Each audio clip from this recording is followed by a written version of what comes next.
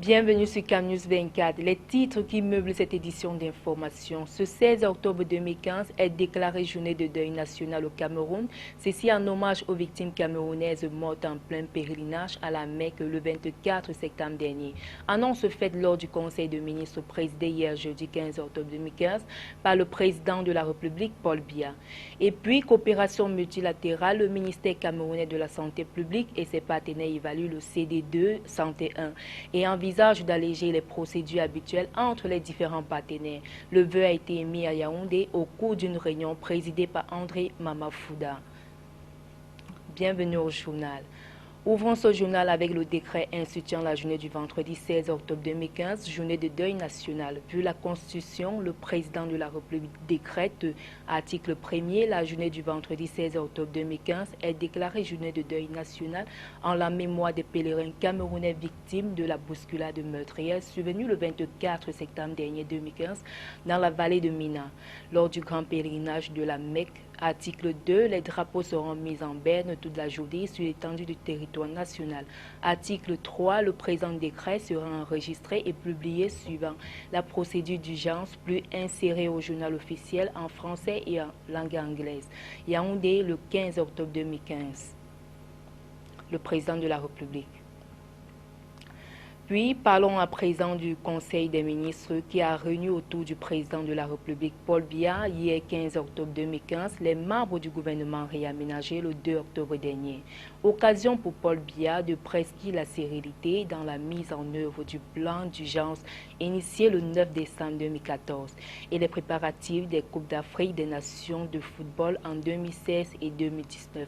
Le point avec Jean-Pierre Bitongo.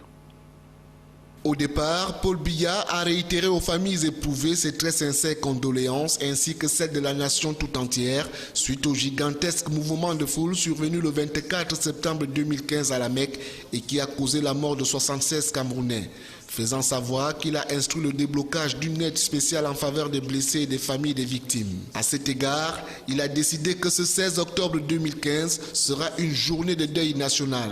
Une minute de silence a été observée en la mémoire de ceux qui ont perdu la vie au cours de ces événements. Après avoir écouté le premier ministre chef du gouvernement, Philémon Yang, et le ministre Pierre-Ismaël Bidounkpat des Sports et de l'Éducation physique, Paul Biya a donné des instructions fermes sur ce qu'il faut faire. Il s'est félicité de voir le plan d'urgence définitivement lancé. Conscient du fait que son peuple veut voir ses conditions de vie améliorées, il attache une grande importance à l'exécution de ce plan d'urgence. À l'en croire, le plan d'urgence et l'organisation des deux CAN sont de grands défis que le gouvernement doit relever. Pour ramener l'harmonie et la cohésion au sein de sa nouvelle équipe, contrairement aux infidélités et autres coups de gueule qui auront auparavant mis à mal la solidarité gouvernementale, Paul Biya a instruit son gouvernement de corriger les déficiences constatées en organisant une meilleure coordination entre les départements ministériels. Pour ce, Philémon Yang devra veiller à une meilleure implication des ministres délégués et des secrétaires d'État. De même, des efforts devront être faits pour accélérer la maturation des projets et éliminer les situations de blocage dont on ne perçoit pas toujours les raisons. Par ailleurs, il a prescrit le règlement du problème de la sous-consommation des crédits qui pénalise le redressement du Cameroun et une veille permanente sur la qualité de la dépense publique.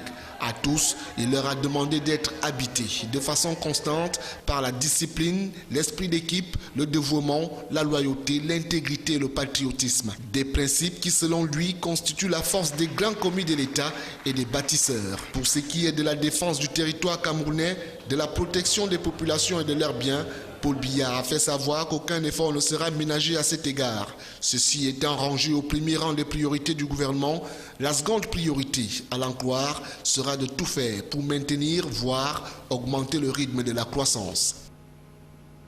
En santé, le comité de pilotage du programme conjoint ministère de la Santé, Agence française de développement, coopération allemande s'est réuni à Yaoundé en vue de faire le point sur le CD2 Santé 1 d'un montant de 90 millions d'euros et de revoir les procédures légèrement lourdes entre les différents partenaires du Cameroun.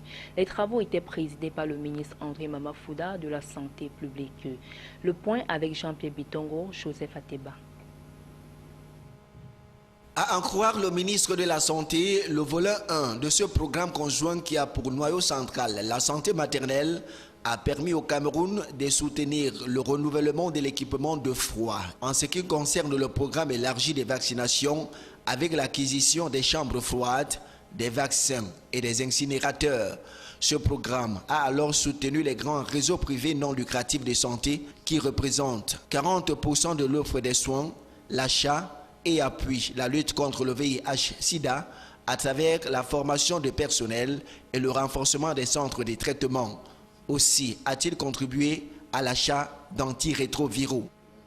Nous nous réjouissons aujourd'hui que nous avons consommé un financement dans l'ordre de 95%, ce qui nous a permis, dans le cadre de la santé maternelle, d'introduire l'approche des kits obstétricaux au niveau de nos partenaires institutionnels, à savoir les confessionnels, réseau catholique, réseau protestant, réseau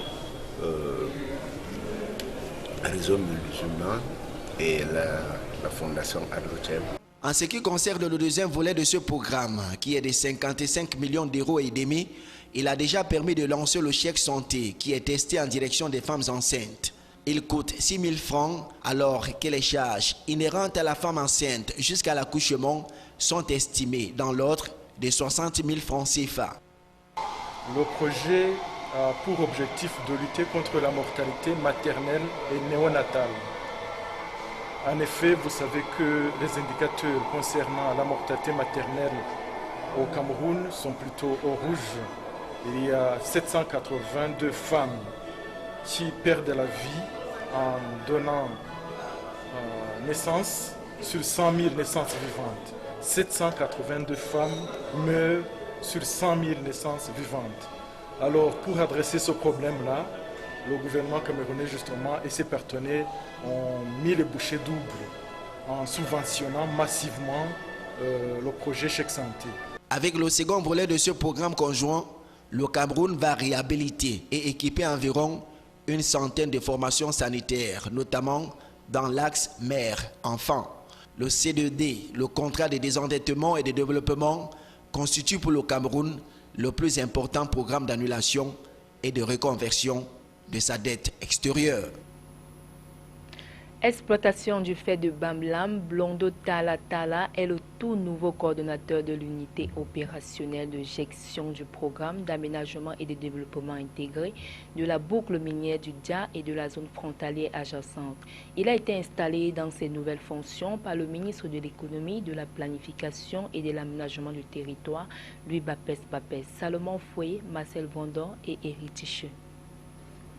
Nommé par décret du Premier ministre, chef du gouvernement signé en date du 9 avril 2015, l'honorable Blondo Talatala, ingénieur agronome de classe exceptionnelle, âgé de 53 ans, a été officiellement installé dans ses nouvelles fonctions de coordonnateur de l'unité opérationnelle de gestion du programme d'aménagement et de développement intégré de la boucle minière du Dja et de la zone frontalière avec la République démocratique du Congo, marquant ainsi le début de la mise en exploitation du gisement de fer de Balam par le gouvernement camerounais.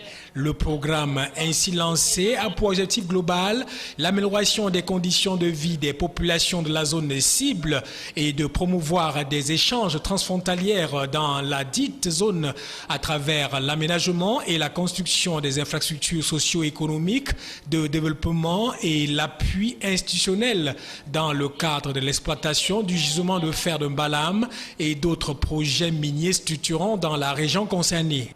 Nous étions d'abord dans ce qu'on appelle un PPP, un partenariat public-privé entre nous et les partenaires, mais à cause de la chute du prix du fer de Mbalam dans les marchés internationaux, le chef de l'État a autorisé qu'on aille dans ce qu'on appelle un endettement souverain, c'est-à-dire que c'est maintenant le gouvernement, l'État du Cameroun lui-même qui prend à sa charge la construction des infrastructures, que ce soit les 535 km de voies ferrées entre Ça s'appelle Nabeba au Congo, Mbalam au Cameroun et le port de Kribi. Et d'autre part, la construction du terminal minéralier au port de Kribi. C'est l'État lui-même qui va s'en charger. De la détermination mise en place par les experts, l'exploitation du gisement de fer de Mbalam couvre en partie les régions de l'Est et du Sud, impliquant 11 arrondissements dans ces deux aires géographiques. De manière spécifique, le programme vise la mise en œuvre d'un dispositif de désenclavement de la boucle minière du Dja, assurer un développement économique rural intégré, améliorer l'accès des populations aux services sociaux de base, améliorer la sécurisation de la zone frontalière et la mise en œuvre des stratégies d'appui conseil, d'appropriation et de transfert progressif des acquis au bénéfice des communes de la zone d'exploitation. Au tout nouveau coordonnateur, le ministre de l'économie, de la planification et de l'aménagement du territoire, Paul Motazé, a prescrit l'esprit d'équipe et une franche collaboration avec la hiérarchie. Célébration de la Journée internationale de la femme rurale. On en reparle avec les femmes rurales du Cameroun qui ont célébré cette journée sur le thème l'accès aux ressources financières dans le secteur agricole, dans le secteur agroalimentaire. À travers cette thématique,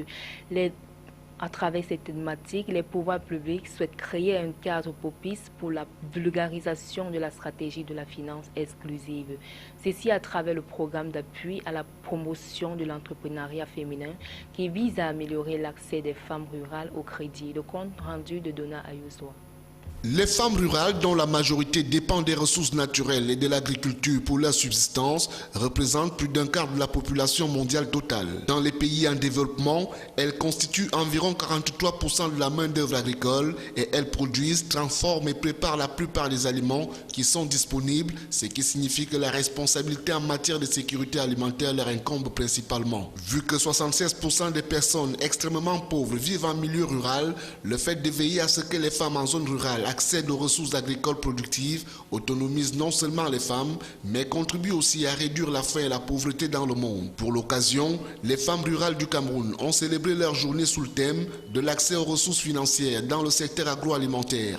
À en croire Marie-Thérèse Abenon-Doua, ministre de la Promotion de la Femme et de la Famille, cette approche thématique est un cadre opportun pour la vulgarisation de la stratégie de la finance inclusive, ceci à travers le programme d'appui à la promotion de l'entrepreneuriat féminin qui vise à améliorer l'accès des femmes rurales au crédit. La stratégie de la finance inclusive va permettre aux femmes rurales de pouvoir financer leurs activités, épargner, subvenir aux besoins de leur famille, se protéger contre les risques de la vie courante, améliorer, augmenter leur production et devenir compétitives à l'intérieur et à l'extérieur du pays. L'autre objectif est d'éliminer la discrimination en matière d'accès à la terre, ce d'autant plus que 21,6% de femmes seulement sur l'ensemble du territoire possèdent un titre foncier. Ces discriminations sont également perceptibles dans le domaine de l'éducation, de la formation et de l'entrepreneuriat. Et pourtant, au Cameroun, le secteur rural est principalement porté par les femmes, malgré le fait qu'elles soient confrontées à de nombreux obstacles au quotidien. Il est donc urgent de militer en faveur de la revalorisation de la femme rurale.